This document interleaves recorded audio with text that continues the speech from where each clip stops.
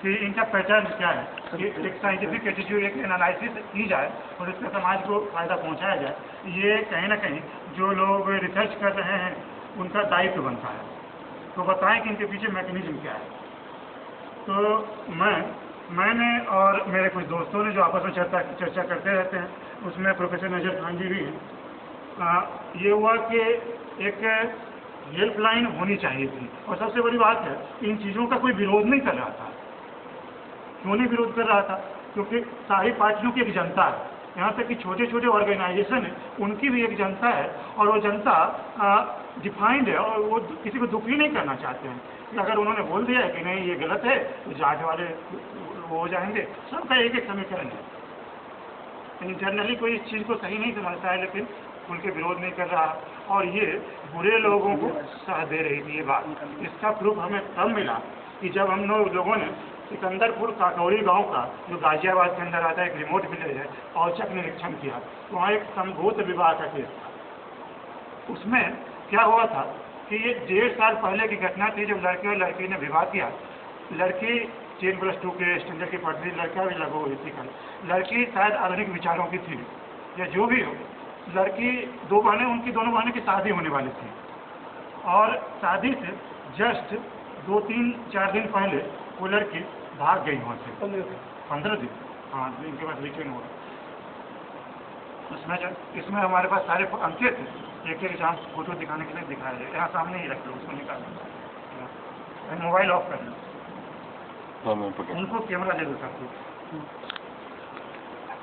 तो यह है कि अब किसी को किसी से प्रेम है, और प्रॉब्लम है कि समभूत विवाह का कारण क्या है कि आज ये लोग जो पढ़ रहे हैं, और आप इंग्लिश मीडियम में पढ़ते हैं और किसी भी मीडियम में पढ़ते हो, जब आप पढ़ते हैं, नौकरी करते हैं, तो ये गोत्र आपके कहीं काम आता ही नहीं। क्योंकि ये जाति और गोत्र, जैसे ऋग्वेद का हमने उदाहरण दिया है, हमारे प्रेस रिलीज में ये लिखा हुआ है कि रिसर्च टाइटल की तरह हर एक चीज़ का जिक्र दिया गया है कि जातियों का विभाजन, जातियों का विभाजन या वर्ण का इंग्लिश ट्रांसलेशन वोकेशन होता है। कि कर्म के आधार पर था कि एक ही परिवार में जो लोग ज्ञान के पीछे लगे रहते थे कि नहीं हमें पढ़ना ही है और दूसरा हम कोई काम नहीं कर सकते, तो उनको ब्राह्मण कहा जाता था। इसका लिटरल मीनिंग ये है कि जो ब्रह्म की उपासना के लिए कामना रखता, उसी में इधर के निकालना पड़ेगा। और उसी में जो लोग ये जिम्मेदारी उठा लेते थे, यानी लॉ एंड ऑर्डर था, वो क्षत्रिय कहलाते थे। जैसे कि इंद्र, आइडियल पर्सन, वो govern the law and order in the society. और उसी में से जो लोग पढ़ते भी थे, और घर परिवार कैसे चलेगा, मतलब व्यापार का वो संभाल लेते थे, वो वैश्य कहलाते थे। उसी परिवार में जो लोग कि ये इन लोगों का ज्ञान है, इसका एप्लीकेशन कौन करेगा? जो लोग एप्लीकेशन में भाग लेते थे, जैसे आज अगर मैं रिसर्च करता हूँ, मैं अगर ब्राह्मण कहलाऊँगा, जो सर्जन है वो उसको अप्लाई करते हैं, उसको दिखाना, यही हिसाब था। अब गोत्र क्या था? गोत्र का सारे वेदों में कहीं जिक्र नहीं मिलता है। मैंने हर जगह ढूंढा, फिर मैंने वेद पूरी साइंस की किताबों देखी हैं, और सिर्फ वेद ही नहीं, जितनी भी धर्म की किताबें हैं उन्होंने अपने अपने समय का साइंस प्रेजेंट किया है। ये बहुत बड़ी सच्चाई है, ये उस समय का शुद्ध साइंस है। तो एक हरिवंश, ये मतलब पुराण का है, वेदांतों में आता है। तो हरिवंश क्या कहता है, उसमें पेडिग्री एनालिसिस है कि किनकी किससे शादी हुई, उनके फिर क्या बच्चे हुए, ये सारे उदाहरण हैं। उसमें कहीं ये प्रॉब्लम ही नहीं आई है कि कभी समगोत्र मैरिज हुआ, क्यों नहीं हुआ। समगोत्र होने का उस समय मतलब था कि समाज का सारा उद्देश्य ही ज्ञान के पीछे था।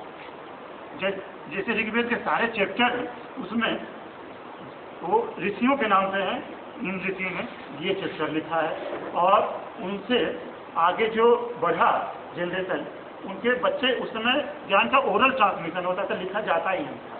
तो जो उनके घर वाले होते थे वो अपना धर्म समझते थे कि नहीं, मेरे पिता के इस ज्ञान को आगे बढ़ाना है। जैसे आज वो कामना होती है कि नहीं, वंश को आगे बढ़ाना है, उस समय था कि ज्ञान को आगे बढ़ाना है किसी भी तरह। फिर ये गोत्र कहाँ से आया? ये उन्हीं के जो आगे बढ़ता है वंशज थे। जैसे खुद ब्रह्मा, उन्होंने एक चैप्टर लिखा है प्रजापति, ऐसे। तो फिर ये उस समय समगोत्र मैरिज क्यों नहीं होता था? जैसे मैं यहाँ अगर एनाटॉमी का रेजिडेंट डॉक्टर हूँ, तो मैं नहीं चाहता हूँ कि मैं उसी स्पेशलिटी की तरह से शादी करूँ, क्योंकि ये मेरे नॉलेज के पक्ष में नहीं होगा।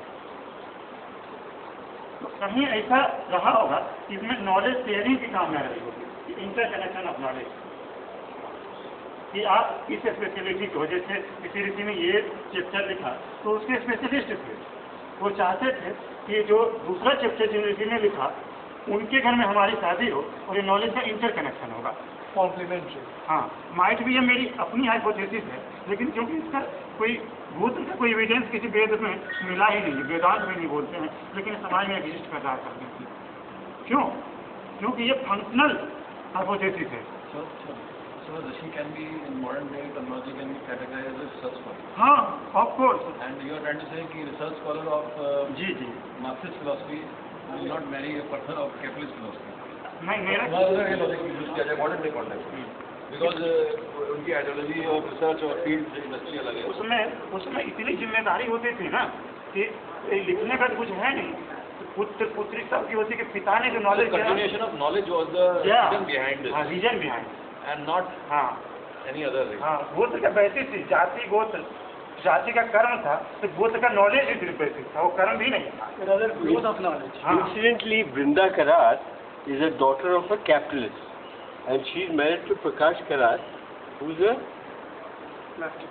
he is a Marxist. नहीं, अभी जैसे साइंटिफिक टर्मिनोलॉजी में हाइब्रिड वीगर एक नाम, हाइब्रिड वीगर स्टेट कैपिटल बता दें। हाइब्रिड वीगर होता है कि अगर सिमिलर स्ट्रेन में अगर कपलिंग करवाते हैं तो हाइब्रिड वीगर नहीं होता है। हाइब्रिड वीगर होना जरूरी होता है एडेप्टिबिलिटी के लिए, ये साइंस ने प्रूव कर चुका है इसको।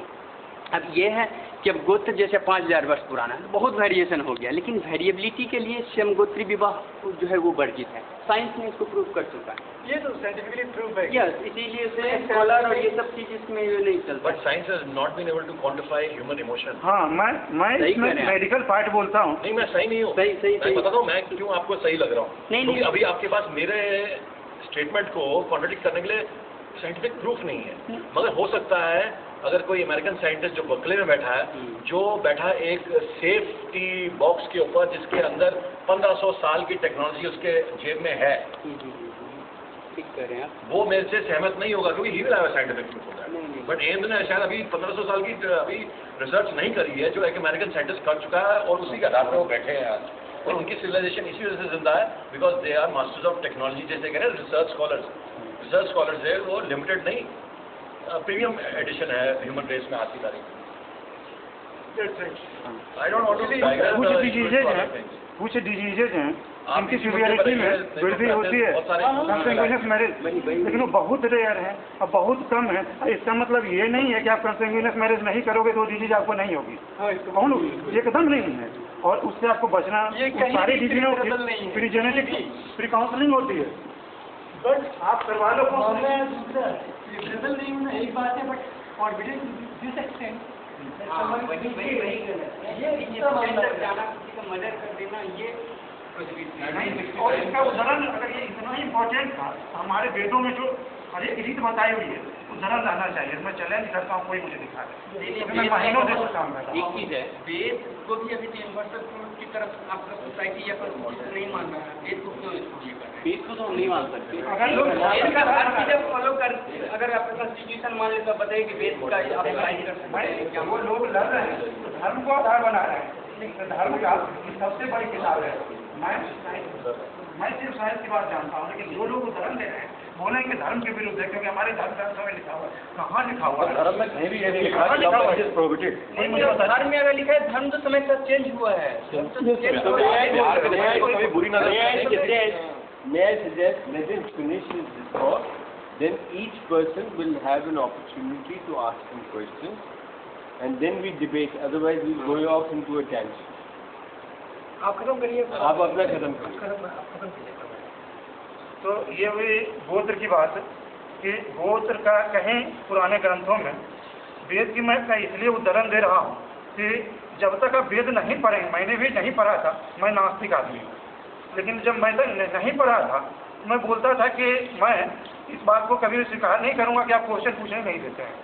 और जब मैंने उसमें मैंने वीडियो बना रखी है कि खुद ब्रह्मा अपना इग्नोरेंस स्वीकार करता है